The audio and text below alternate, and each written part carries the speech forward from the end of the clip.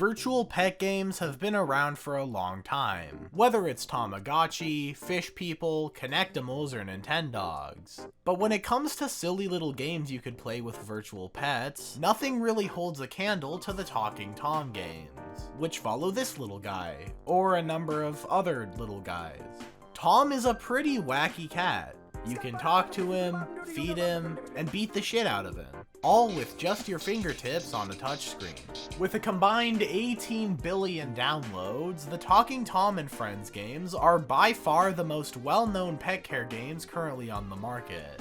And while they started out with just some simple features, like Tom repeating words in a high-pitched voice, "Fuck you,"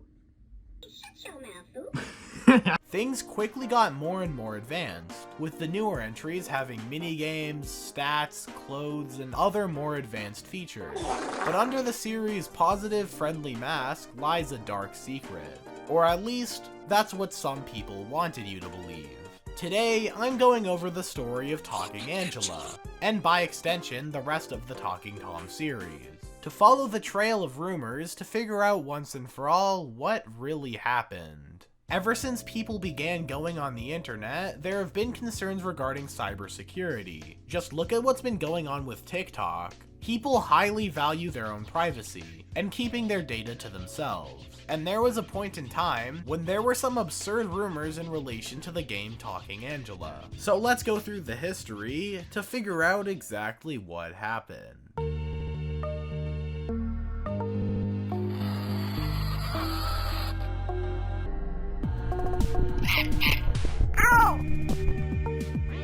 Outfit 7 was founded in 2009 by Samo and Isa Sia Logan. They had studied computer science in college and wanted to put it to use by getting into the mobile game business, after the launch of the Apple App Store, as its opening in mid-2008 is what really brought the mobile game industry to prevalence. They got 6 friends together to invest $250,000, which they used to buy an office and began to develop some apps. After a handful of failed attempts, they were inspired by comic strips and the ever so popular funny pet videos of the time to create a game where you could watch a virtual cat character be funny. Talking Tom was released in June of 2010. It was a basic game, if you could even call it that. He would sometimes scratch the screen or have other funny scenarios play out. He farts, drinks milk, and you could even beat him up. Comedic genius. But the greatest feature was the ability to speak to the cat, where it would respond by repeating what you say in a high-pitched voice. It was simplistic, to say the least. But one way or another, this little app was able to spring into quite the lucrative business. But to keep it up, they would have to get a little more advanced. Over the course of the next 2 years, they would continue to release more games with new characters, including a strange one involving Santa Claus. They released Talking Ben, which stepped things up by letting you ask Ben questions.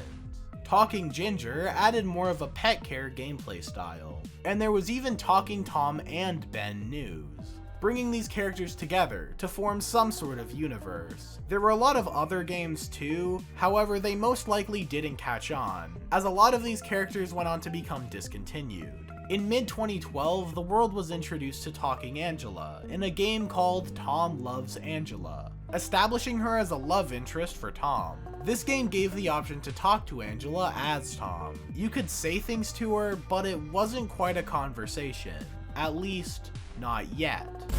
And after many other releases, eventually they would release their most advanced game yet. Talking Angela finally got a game to herself. Talking Angela toted the greatest technological jump for the series yet. The game allows you to have a full-on conversation with Angela, using the latest and greatest chatbot technology the year 2012 had to offer. And while it wasn't crazy convincing, it was enough to have a passable conversation.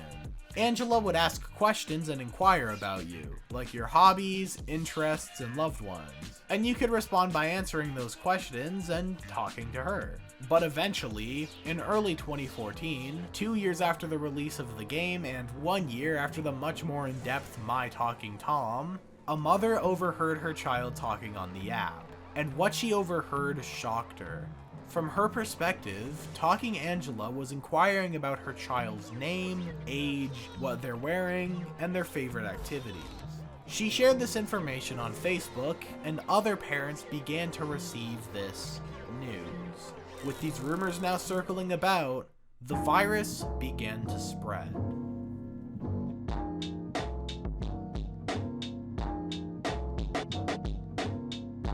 One by one, parents on Facebook and other communication apps worldwide would begin to warn each other about the horrors of the app, saying that it would ask inappropriate questions and that people were using that information to track down the location of children in order to kidnap them or to potentially do even worse activities. Other, less bleak versions would also claim that Talking Angela could hack your phone or give you a virus if you tried to delete the app from your device. But the weirdest of all these rumors was that there was allegedly a reflection of an older man in Angela's eyes. This is absolutely ludicrous. If there was a creep watching children through the device's camera, then why would they choose to out themselves by including an image of them in Angela's eye? The truth is that any reflective surface in every video game needs a base image to reflect off of. And in a virtual environment in a 2012 mobile phone game, ray tracing wasn't exactly an easy option. But why were these rumors springing up in relation to Talking Angela and not the other games like Talking Tom or Talking Ben? Talking Angela was designed for more mature players, while Talking Tom just repeats what you say, and Ben can answer questions with a random yes, no, or Talking Angela would ask questions about you to make it appear like you're having a realistic conversation. Since the game was intended for older audiences, Angela may get a little flirty and arguably inappropriate if the game wasn't set to child mode, which a lot of these parents wouldn't be aware of. The most perplexing thing about this is the fact that Outfit 7 was already an established company before these claims started to spring up. Why would a company worth multiple millions, with a reputation to uphold, choose to design an entire game based around a character who already existed, solely to lure children into doing something creepy? It just doesn't make sense. However, even though there was never any proof these rumors were true, it didn't stop people from spreading lies and pretending otherwise. YouTubers, especially of the 3 AM variety, began milking the game and ingraining it into the YouTube Kids landscape, a fate reserved for the scariest of unscary things. Videos like this continue to exist to this day, even all these years later. Obviously, all of these rumors were either untrue or over-embellished. And with their reputation potentially on the line, Outfit 7 released an official response.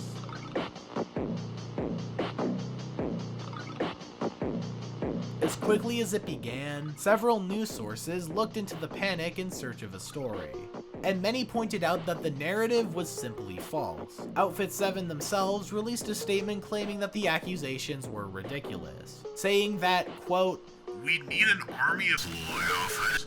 Despite this, they still went back and removed the chat feature in 2016, just to make sure.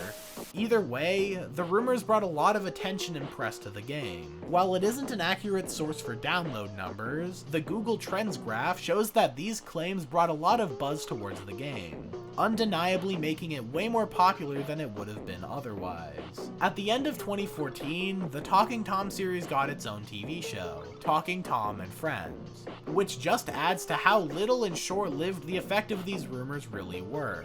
The series would go on to grow and grow, but no matter how big, some still continue to believe that Talking Angela was bad, one way or another.